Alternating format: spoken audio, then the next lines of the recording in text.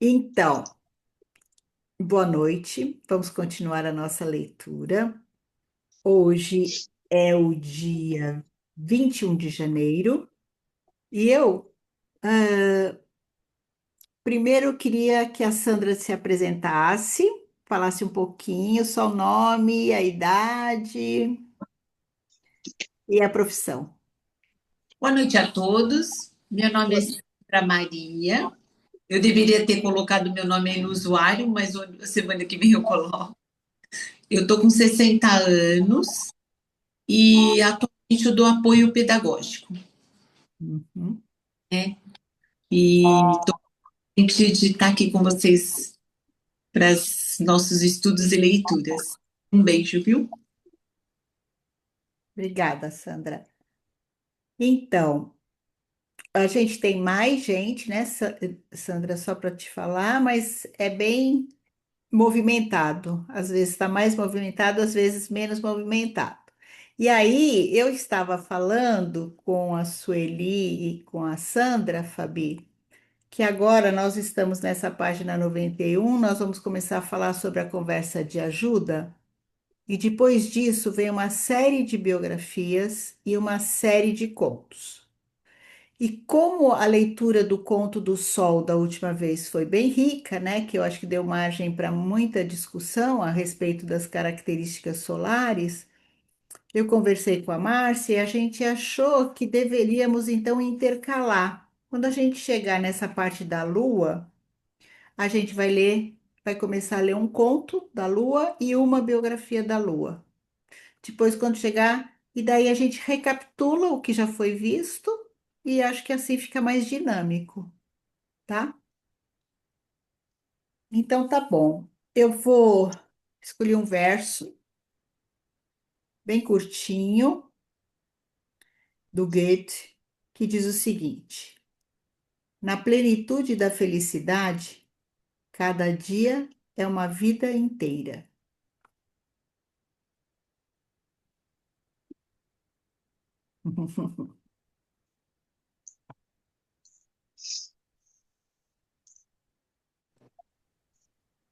Muito bom. Boa noite, Socorro. Boa noite. Boa Então, noite.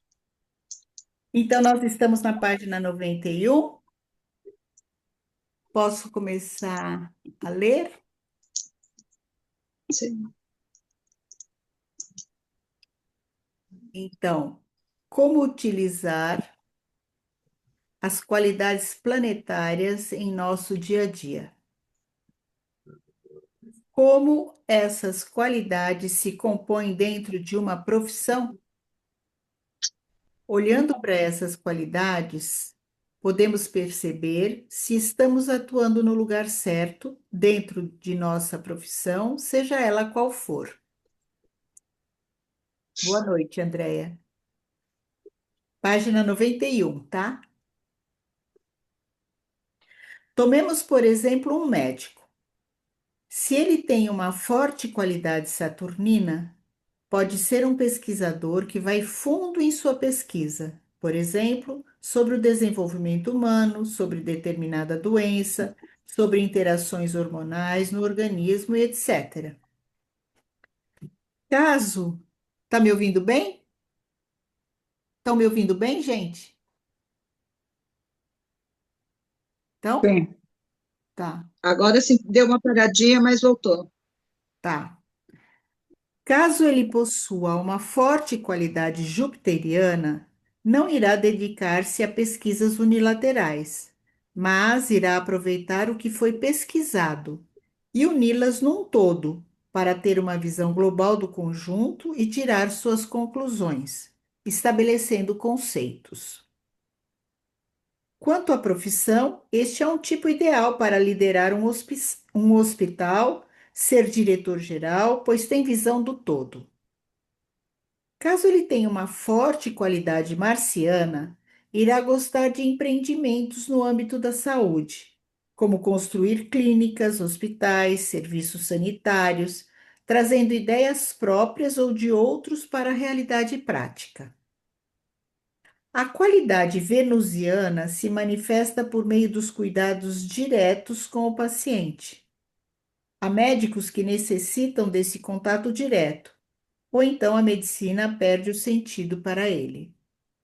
A enfermeira, por excelência, deveria ter essa qualidade venusiana, mas muitas vezes lhe é atribuída uma função puramente administrativa, que para o tipo venusiano causa uma enorme frustração. O tipo mercurial é aquele que gosta de inovar em tudo o que se encontra estagnado. Ele confere se os fluxos de atendimento dos pacientes estão funcionando e, por exemplo, se os processos de tratamento estão fluindo adequadamente ou se as máquinas estão obsoletas e precisam ser trocadas ou renovadas.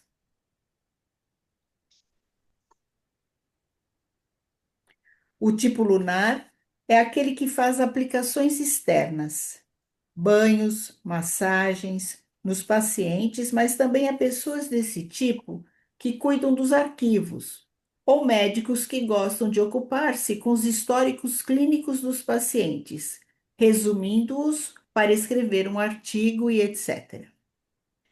Temos, assim, várias possibilidades de como exercer uma profissão. O mesmo vale para um administrador, um engenheiro, um advogado ou uma auxiliar doméstica. Como podemos usar essas forças planetárias no âmbito de uma reunião? Toda reunião é mais facilmente conduzida quando existe uma agenda. Agendar é planejar, ordenar assuntos, sistematizar, exercer qualidades jupiterianas, portanto. Uma reunião funciona melhor quando é nomeado um coordenador para não haver desvio do assunto, para se manter o fluxo vivo. É necessária a qualidade mercurial. E para se manter a essência, o foco da reunião necessita-se da qualidade saturnina, tal como Cronos controla o tempo. Se tiver alguma dúvida, vocês vão falando, né?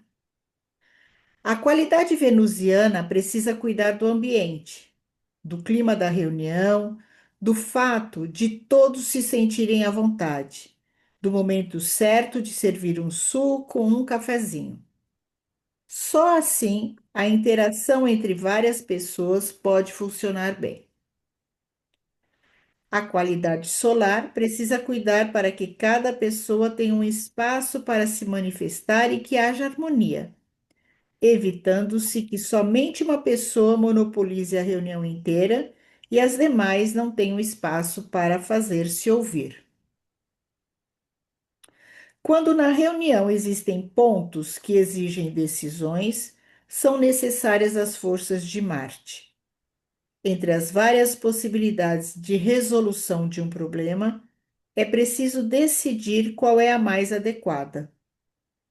Após a tomada de decisão, as forças de Marte ainda devem atuar para se definir quem irá executá-la, quando, onde, qual o prazo. Compromisso e fidelidade para com a decisão são novamente qualidades saturninas. Tudo precisa ser registrado no livro de atas. Uma retrospectiva da reunião será útil. Um espelhamento de como ela transcorreu pode elucidar ainda muitos pontos, e isso pertence às qualidades lunares. Tudo bem aqui? Então, Para a avaliação das qualidades planetárias pessoais, pode-se usar a ficha de avaliação a seguir. Preencha com a devida cor os campos com os quais você mais se sente identificado, tentando seguir na pintura a porcentagem conforme as indicações logo abaixo. Então, para a Lua, a gente vai usar o lilás, Mercúrio o amarelo, Vênus verde, Sol branco, Marte vermelho, Júpiter laranja e Saturno preto. Tudo bem? É só para é uma tabelinha para quem não tem o livro, tem uma tabelinha aqui só para pintar, né? Se você acha que você é mais lua, quanto de lua você tem, vai pintar de lilás. Quanto de mercúrio tem, vai pintar de amarelinho, tá? Assim por diante. Então, daí ele põe uma tabelinha aqui que se o total for identificado, por exemplo, na Lua, então vai pintar 100% da área. Se não, vai pintando menos. Nenhuma identificação sem pintura. Ele vai pondo as porcentagens, tá? Você perceberá que existirão duas ou três qualidades mais intensas, algumas ausentes e outras fracas. O trabalho de autoeducação consiste justamente em fazer bom uso de suas qualidades positivas e combater o lado sombra dessas qualidades, tentando sempre desenvolver também as que você não possui. Mestre é aquele que sabe usar no devido momento a qualidade certa, como a solar, que integra as várias forças, ou o eu, que sabe usar e harmonizar essas qualidades anímicas astrais. Também há combinações que se harmonizam entre si, como, por exemplo, um Marte com uma Lua ou Vênus, um Júpiter com Mercúrio, um Saturno com Vênus ou Mercúrio, existindo também combinações que se intensificam, como uma Lua com Vênus, ou Júpiter e Marte, por exemplo. Então, ele está falando dessas combinações, né? Como elas podem ser úteis no dia a dia da gente. Fazendo ainda um breve resumo de outra forma, podemos estabelecer da seguinte maneira as interrelações entre as qualidades. Então, Marte. Marte inicia, toma iniciativa, intervém, confronta, coloca o que pensa, tende à agressividade. Vênus apoia, escuta, mostra interesse pelo outro, simpatiza, traz calor, cria o ambiente para o outro se abrir. Saturno focaliza, mantém presentes os objetivos a longo prazo e as intenções. Investiga, vai a fundo para então criar o futuro. Lua reflete, controla o processo, recolhe informações, resume, compara, revisa, espelha, dá feedback.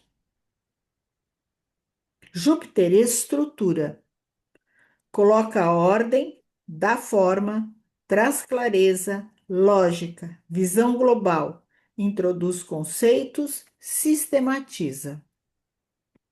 E Mercúrio agiliza, coloca em movimento, inova, tem humor, flexibilidade, adapta-se, é aberto e espontâneo.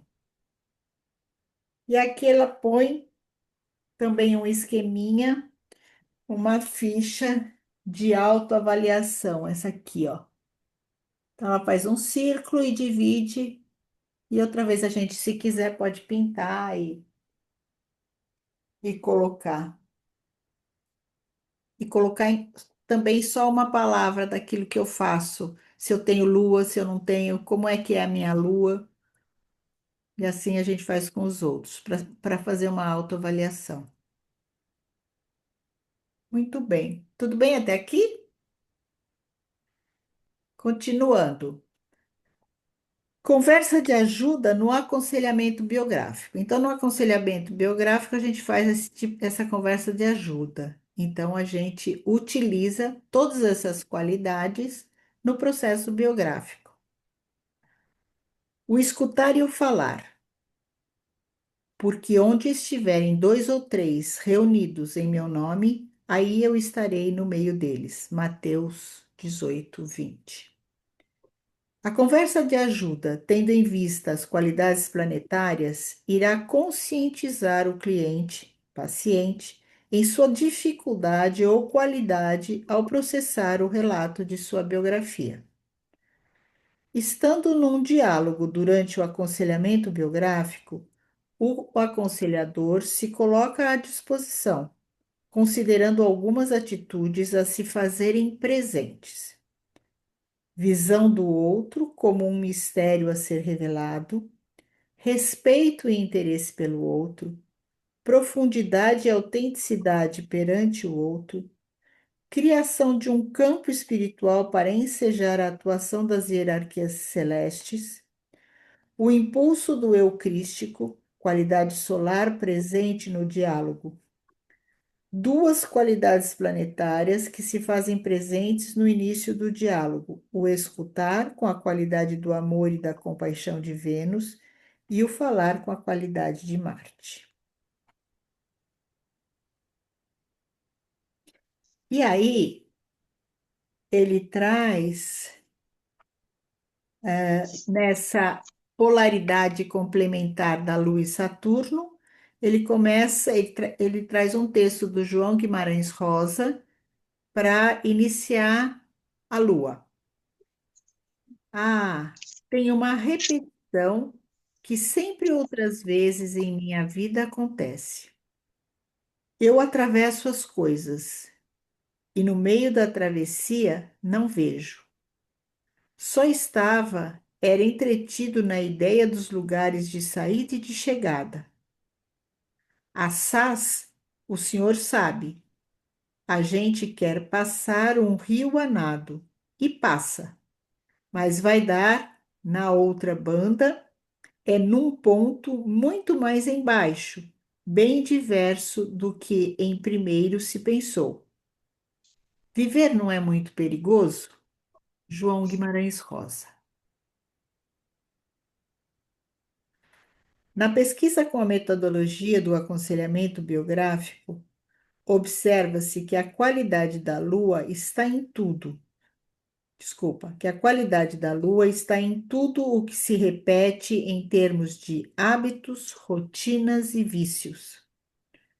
Visualizam-se os padrões repetitivos de comportamentos, condicionamentos mecânicos repetidos, o enfoque na sexualidade sem o contexto anímico e espiritual.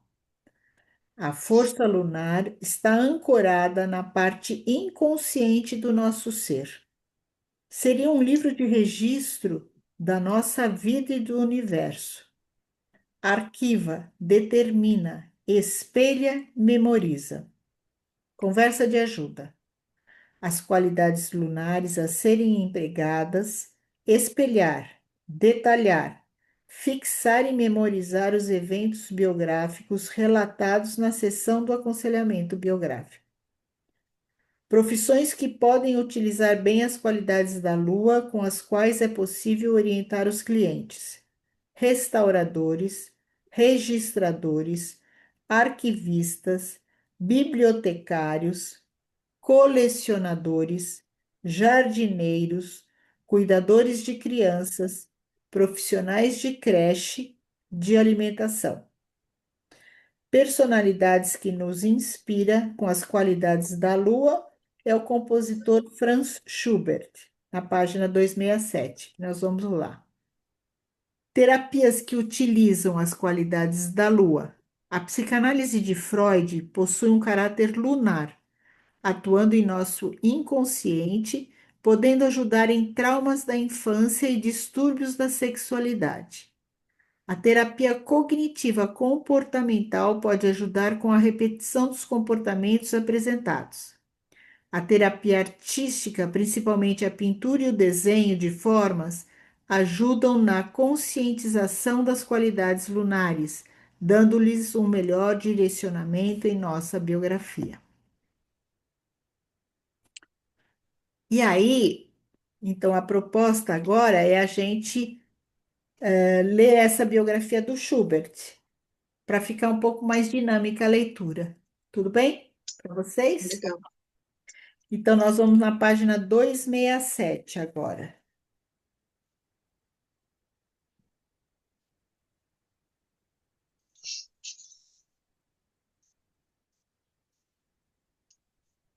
Então, Schubert, não, Franz Seraph Peter Schubert, 31 de janeiro de 1797 até 19 de novembro de 1828. Franz Schubert foi um compositor austríaco do fim da Era Clássica, tendo escrito cerca de 600 canções, bem como óperas, sinfonias, incluindo a Sinfonia Inacabada, sonatas, entre outros trabalhos. Não houve grande reconhecimento público de sua obra durante sua curta vida. Ele teve sempre dificuldade em assegurar um emprego permanente, vivendo muitas vezes às custas de amigos e do trabalho que o pai lhe dava.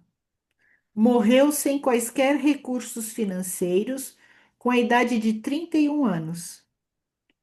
Hoje, seu estilo, visto por muitos como imaginativo, lírico e melancólico, faz com que ele seja considerado um dos maiores compositores do século XIX, marcando a passagem do estilo clássico, Beethoven, Bach e Mozart, para o romântico. Sua constituição física, seu cabelo era encaracolado, pequeno nariz em cela, olhar sonhador, dentes brancos e luzidios, 1,52 m de altura. Ele usava óculos para miopia, que não tirava durante a noite, para logo poder compor ao acordar. Foi dispensado do serviço militar por excesso de bebida e falta de higiene. Schubert não reconheceu outra autoridade senão a de seu próprio gênio. Lutou contra a autoridade do pai, resistiu às tentações da vida e venceu as dúvidas e desesperos. Sentiu indiferença pelo dinheiro e a segurança. Suas posses eram os carvalhos da floresta de Viena, e foi ao luar, sob os arbustos, que ele compôs Canto Noturno na Floresta. Era o grande mestre da lírica. Admirava Beethoven e ainda estudava com ele contraponto e fuga. Porém, Beethoven morreu um ano antes dele. Suas 15 peças teatrais foram quase todas rejeitadas. Ele compunha das 7 horas da manhã até às 13 horas, quando ia aos cafés ler o jornal. Nas épocas favoráveis do ano, ia aos campos com amigos e aos bares à tarde. Tomava vinho e cerveja, mas nunca ficou embriagado. Seus amigos eram verdadeiros entusiastas da arte, pintores, poetas, filósofos, porém músico era só ele, o que bastava para os companheiros que então faziam as Schubertianas, encontros em que se discutia política, faziam-se pequenos jogos, recitavam-se poesias e as pessoas se vestiam como na época da Renascença. Era essa a vida burguesa de Viena no começo do século XVIII. A origem dele. Franz Seraph Peter Schubert foi o quarto filho de Franz Theodor Florian Schubert e Elisabeth Witz. Seu pai era filho de um camponês da Morávia, que viera jovem para Viena porque a imperatriz Maria Teresa expandira a educação para todos os níveis sociais. Estudou e se formou mestre e professor, fixando residência em Viena, onde sua integridade e talento eram reconhecidos por todos. Foi professor de 1784 a 1786 no distrito de Leopoldstadt. Mais tarde, tornou-se diretor na paróquia dos 14 Santos Auxiliares, distrito de Lichtental. Não sei se eu estou lendo certo essas palavras. Posto que exerceu por mais de 30 anos. Aos 19 anos, casou-se com Elisabeth Witz, originária da Silésia e ex-cozinheira da família abastada de Viena. O casal teve 14 filhos, dos quais 9 morreram ainda pequenos. Os outros foram Ignaz, nascido em 1784, Ferdinand, em 1794, Karl, em 1796, Franz, em 1797, que é o Schubert, e Teresia, em 1871. O primeiro setênio dele, 1797 a 1804. Tudo bem? Sim. Tudo bem? Franz Seraph Peter Schubert nasceu no dia 31 de janeiro de 1797 na casa denominada Ao Caranguejo Vermelho, no endereço 9, Nussdorferstrasse 54, no bairro de Portal do Céu, do distrito de Lichtental, em Viena. Foi batizado na Igreja Católica da Salvação no dia seguinte ao nascimento. Aos seus 4 anos, sua família se muda para outra rua, a Saulengasse, onde o pai compra uma casa própria. Nos anos seguintes, seu pai o inicia na alfabetização e depois ele ingressa na escola de Lichtental, destacando-se como melhor aluno entre seus colegas. Seu irmão Ignaz, que é o mais velho, né, lhe dá aulas de iniciação musical no órgão e o pai de violino. Suas brincadeiras com outras crianças consistem em visitar uma fábrica de pianos. Ele frequenta aulas de música, canto, piano e órgão com um mestre de capela e organista da igreja, Michael Hauser. Palavras de seu mestre: ele aprendeu de Deus, pois ninguém pôde ensiná-lo e ele canta com voz angelical. O segundo setênio, 1805 a 1811. Franz executa solos e canta no coro da igreja de Lichtental. Toca órgão com perfeição, apesar de seus dedos grossos. Aos 9 anos, faz sua primeira aparição em público nessa igreja, chamando a atenção de todos por sua voz maviosa. As impressões recebidas da música sacra nessa época se refletirão mais tarde em composições como o Canto Triunfal de Miriam, Lázaro e o Senhor é meu pastor. Ele inicia aulas de ritmo e harmonia com o mestre da capela Hauser, que afirma: este menino tem harmonia nas pontas dos dedos. Faz grande sucesso como solista e violinista no coro da igreja, chamando a atenção por sua voz límpida e afinada. Aos 11 anos, o mestre da capela Hauser orienta seu pai a introduzi-lo no coro do imperador, onde Franz presta exame no Staatskonvikt, colégio imperial mantido por particulares e pelo Estado, localizado na Piarinstengasse 45. Antônio Salieri e Joseph Eibler o examinam e no dia 1º de outubro de 1808 aprovam-no como corista da Capela Imperial e como aluno do Convict. Ele se afasta da família e dos amigos, pois os estudos são em período integral. Estuda as seguintes matérias: francês, italiano, matemática, história, geografia, caligrafia, linguagem e arte poética. Devido à guerra com Napoleão, a comida torna-se escassa. Ele pede ao irmão Ignaz, por carta, que quando vier visitá-lo, lhe traga algo para comer. Ele tem 12 anos. No dia 13 de maio de 1809, Viena se rende a Napoleão, permanecendo sob seu domínio até outubro do mesmo ano. Isto faz com que os jovens, além de pouca comida, passem frio, pois não há lenha para aquecimento. Franz toca na orquestra da escola. Gosta de Haydn, Mozart, Beethoven, Cherubini, Kromer e etc. É colocado numa posição modesta na orquestra, atrás do primeiro violino Joseph von Spaun, 9 anos mais velho. Este comenta com o mestre que Schubert toca violino melhor do que ele, e assim este se torna o primeiro violino da orquestra e solista da escola. O diretor Innocenz Lang e o conde Dietrich Stein, um dos mantenedores do Convict, são bem conservadores e observam o desenvolvimento de todos os alunos.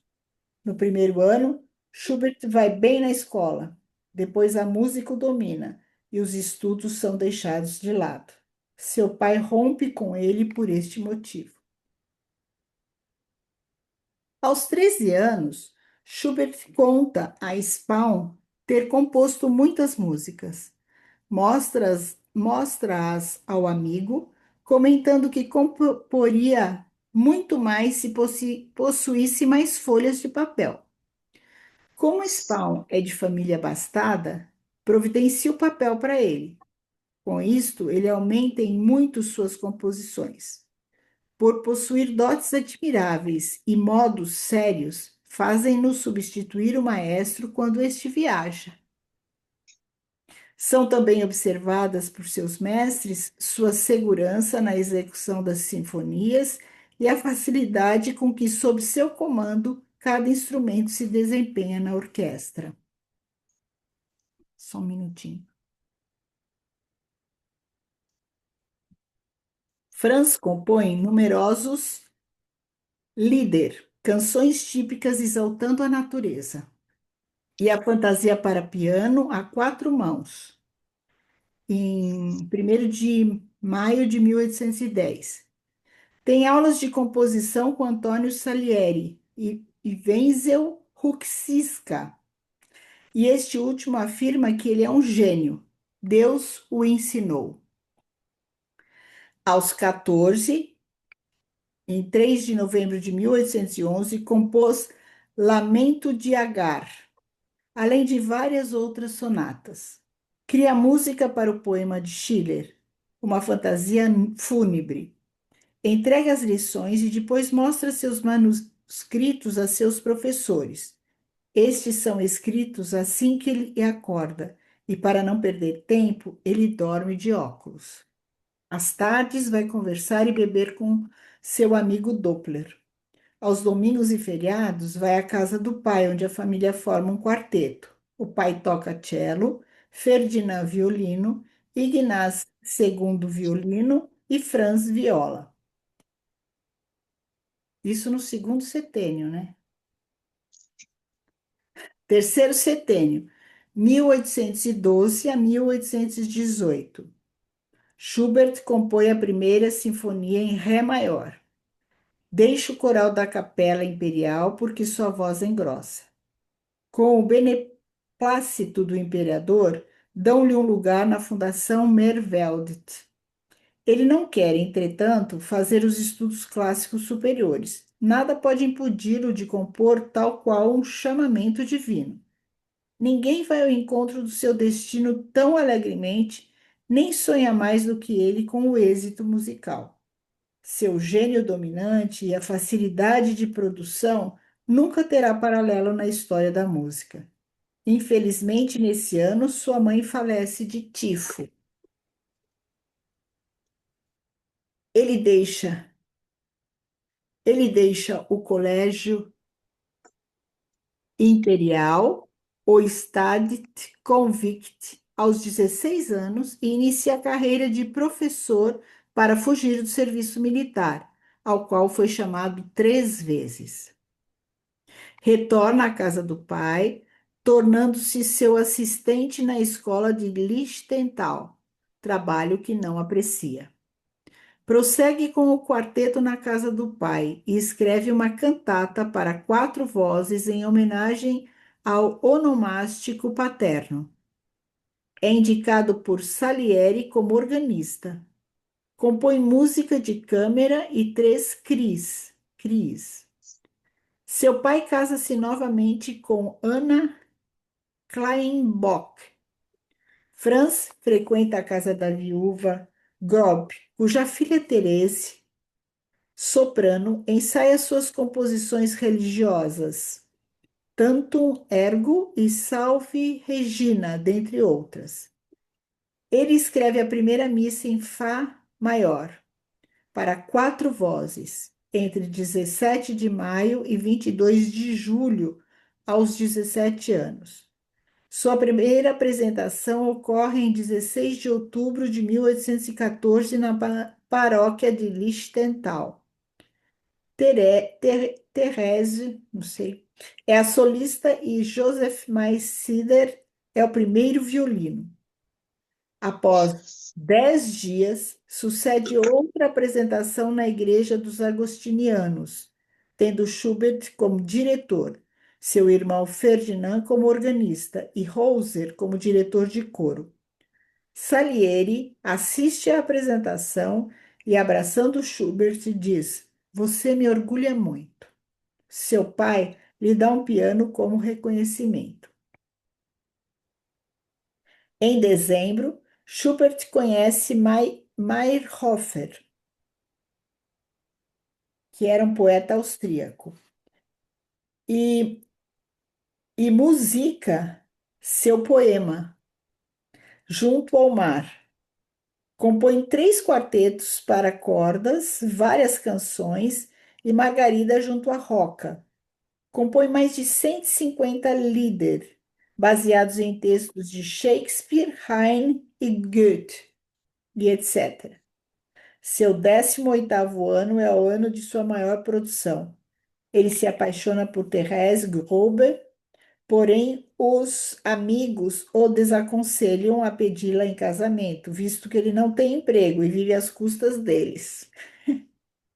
Schubert compõe A Jovem Freira, O Rei dos Elfos, Missa em Sol Maior, as Sinfonias números 2 e 3, óperas, operetas e melodramas.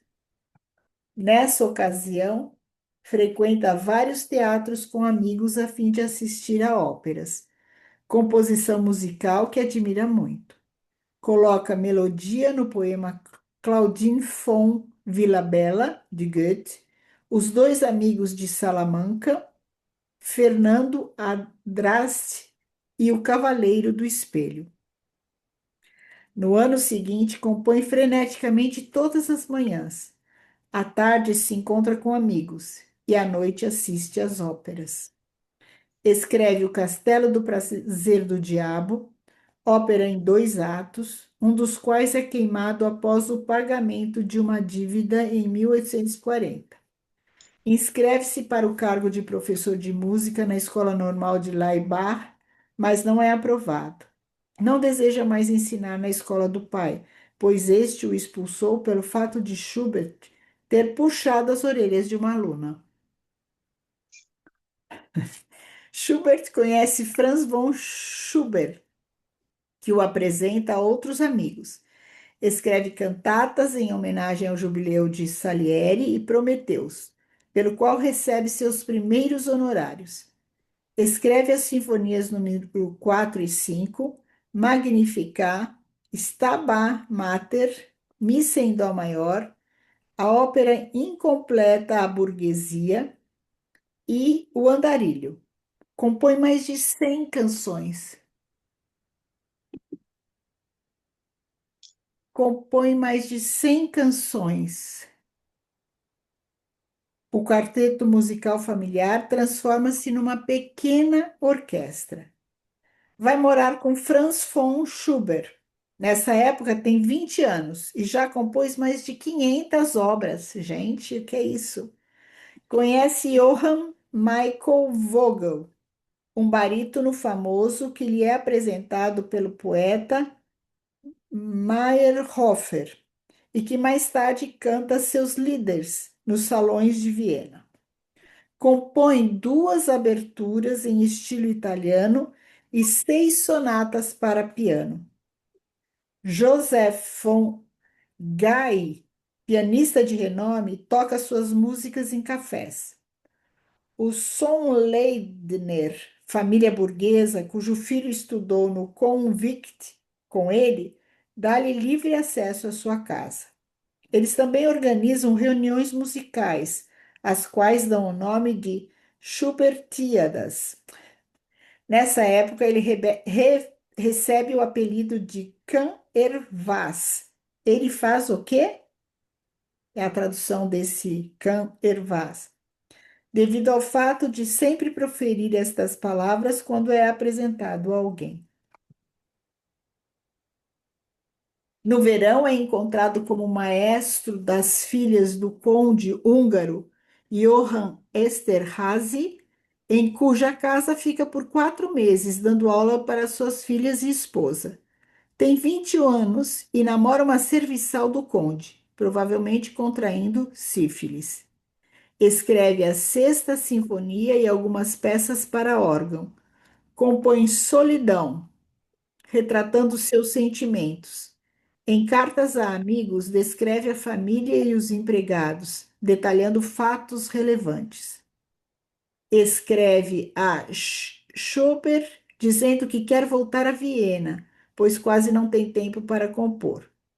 Descobre que seu amigo não pode mais alojá-lo, pois o quarto onde ele vivia deve ser cedido ao irmão de Schubert, que retornou do exército.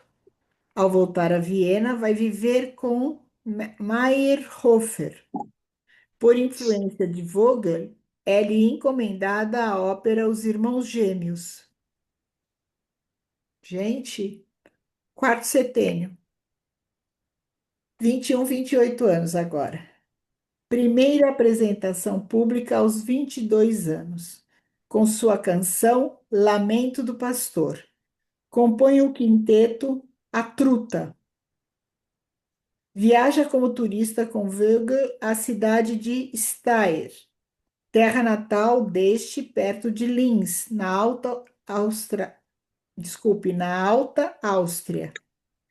Envia a Goethe a música para 3 poemas dele: Ao Cocheiro Cronos, a Mignon e Ganimedes, não obtendo resposta. Termina a ópera, Os Irmãos Gêmeos, e compõe a sonata em Lá para piano. No ano seguinte, escreve a Harpa Mágica.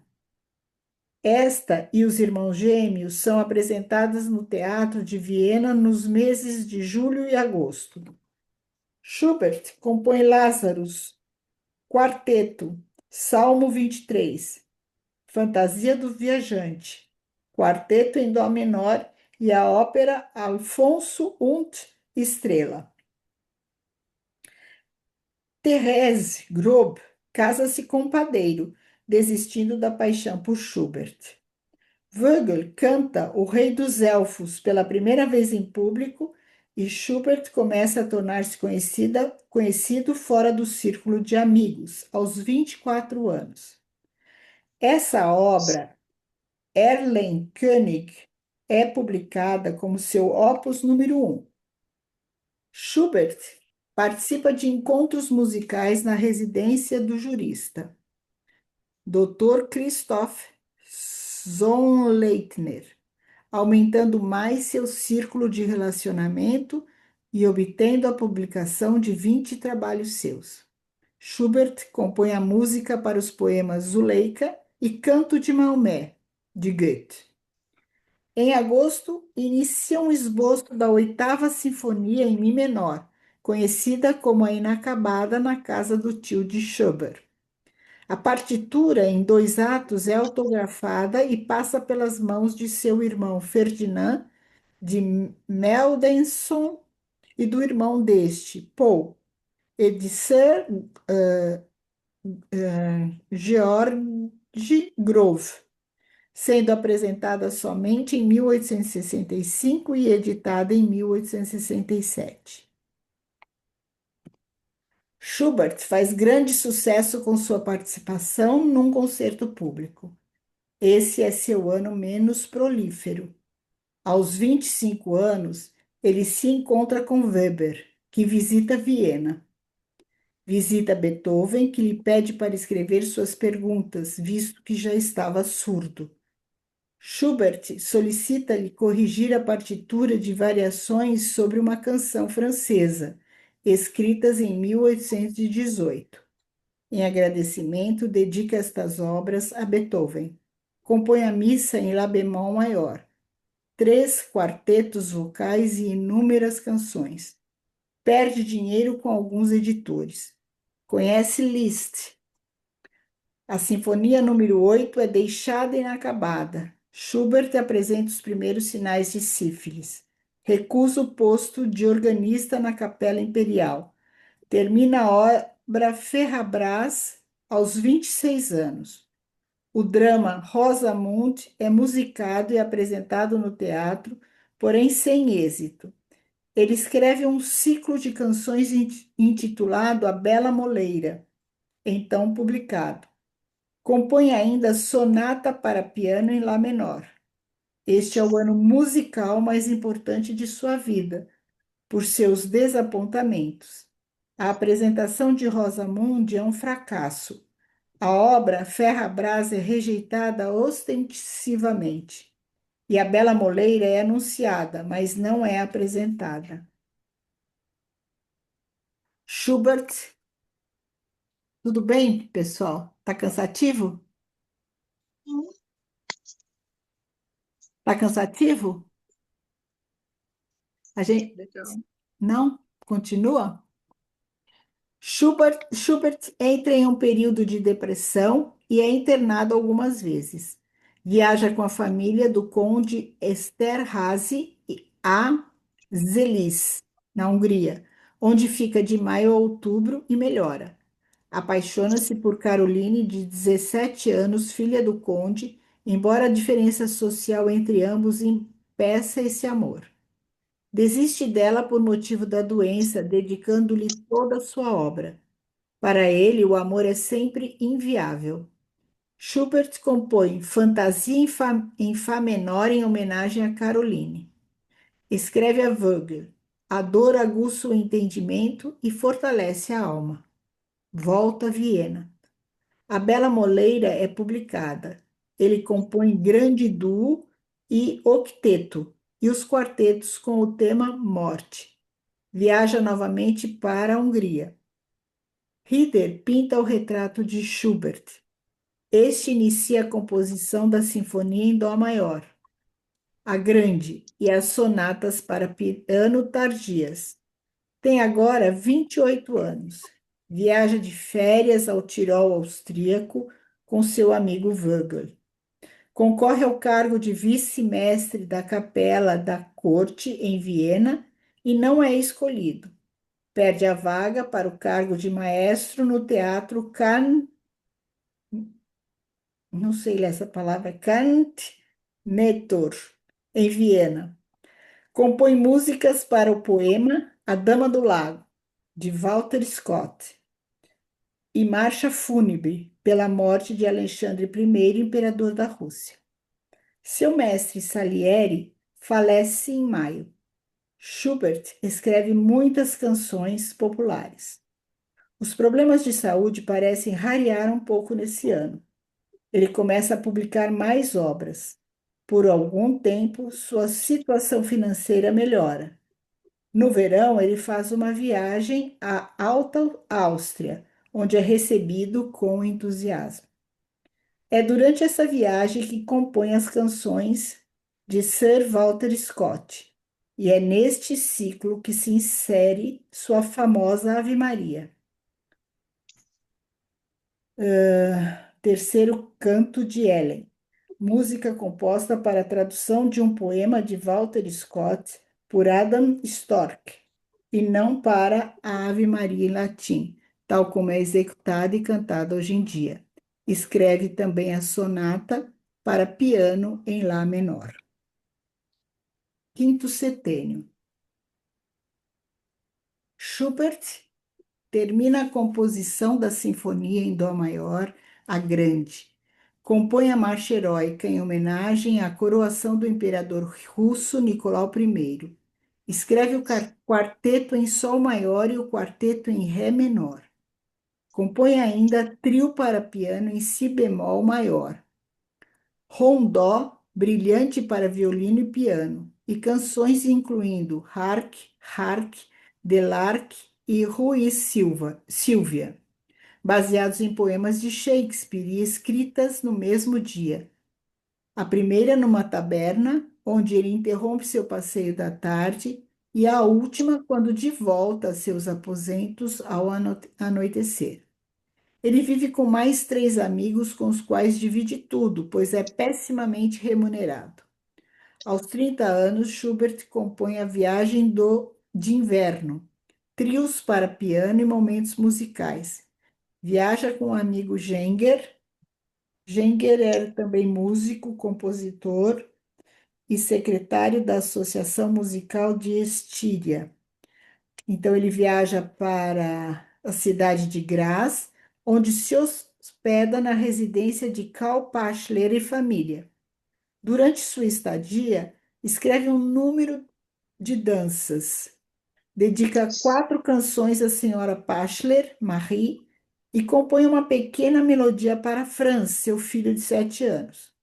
Escreve A Viagem de Inverno, Fantasia para piano e violino e dois trios para piano. Visita Beethoven em seu leito de morte. Escreve três canções italianas dedicadas a La Blache. A La Blache.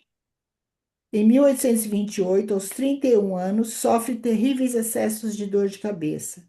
Os editores se interessam cada vez mais por Schubert, mas ele está muito doente. Compõe sua última missa em mi bemol maior, o extraordinariamente belo Tantum Ergo e a Sinfonia número 7 em dó maior, além de canções incluindo Canto do Cisne, um conjunto de canções publicadas póstumamente, um quarteto para cordas e as últimas sonatas para piano. Ele rascunha a 10ª Sinfonia e escreve a última canção, O Pastor no Rochedo. Viaja mais uma vez a Graz, muda-se da casa de seu amigo Schubert para morar com seu irmão Ferdinand. É uma casa nova no subúrbio de Neuwieden e, a conselho do Dr. Ernst Rina, vai ficar mais perto do campo, respirar ar puro e fazer exercícios, devido ao fato de o sangue latejar muito em sua cabeça. Schubert vai ao teatro e ouve o quarteto em dó sustenido menor de Beethoven. 3 dias depois, assiste à missa de Requiem para coro e orquestra, escrita por seu irmão Ferdinand. Fica acamado em 14 de novembro, sendo visitado pelos amigos Joseph von Spaun, Eduard von Bauerfeld, Franz Lechner, Anselm Runtenbrenner, porém já se encontra muito debilitado. Nos últimos dias está esgotado e débil, movendo-se somente da cama para a cadeira no quarto. Diz aos amigos: qualquer coisa que tomo me faz mal. Nestes dias é tratado pelo médico Joseph von Wering. Do domingo à noite, dia 15 de novembro, até terça-feira, ele delira. Na quarta-feira, declara-se que está com sífilis, doença que o vem atingindo desde 1822. Schubert morre na casa do seu irmão Ferdinand, em Viena, às 3 da tarde da quinta-feira, 19 de novembro de 1828, declarando: Beethoven não está aqui. Sua sepultura está no cemitério de Varinge, ao lado da sepultura de Beethoven e do memorial a Mozart.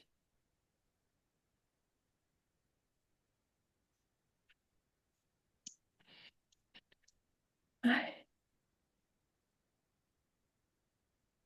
quanta atuação, né? Não é? Mas aí, aonde que a gente viu a lua aí? Queria saber. Hã? Quem falou? Então, eu vi a lua nessa rotina que ele tinha, né? Eu vi, assim, em lances de rotina que era essa coisa dele levantar. e já escrevia, né? Dormia de óculos, porque ele já levantava e já escrevia. De manhã ele fazia todas as. ah, ele escrevia e depois à tarde ele ia encontrar com os amigos. Foi aí que eu vi mais a, a atuação, Padrão, né? esse padrão lunar dele. Não sei se vocês viram mais, mas daqui depois tem esse resumo da palestra. Um pouquinho. Nossa, quem É. escreveu tudo isso? O que que é? Não, eu estou aqui me perguntando quem escreveu tudo isso no livro, né? Essa de captar todos esses dados, né? É. É Então, muito rico isso. elas provavelmente elas estudaram a biografia dele e fizeram um resumo, né? E É, aqui a bastante. próxima etapa é esse resumo da palestra de Rudolf Steiner, que o Steiner vai falar. Ah, É isso tá. que vai ser interessante. Nós estamos com esse tempo, já são 9 horas. Senão eu já leria isso, porque acho que ficaria tão interessante, mas é tarde. Para mim, vocês não querem, né?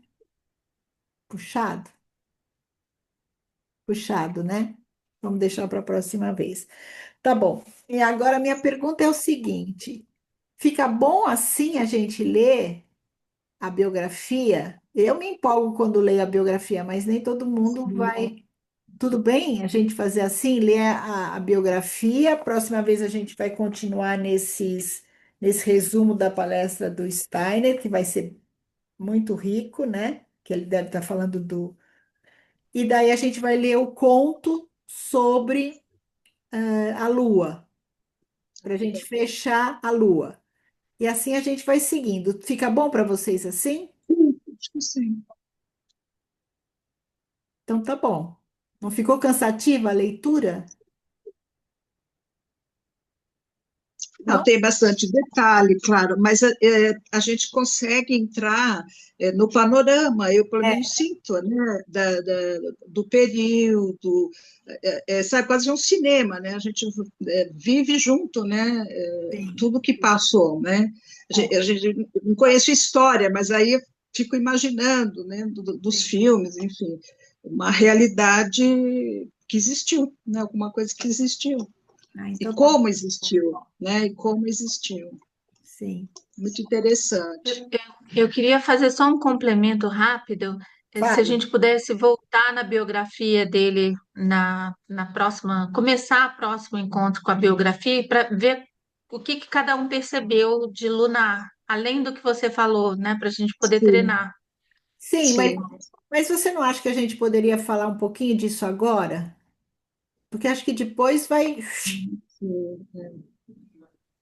que que a Eu gente. agora não consigo, Helena, porque eu tenho uma meditação agendada, Tá então bom. eu preciso ir. Mas se o grupo quiser, Não, tá bom. A gente. Eu preciso ler, não tenho muita clareza, não.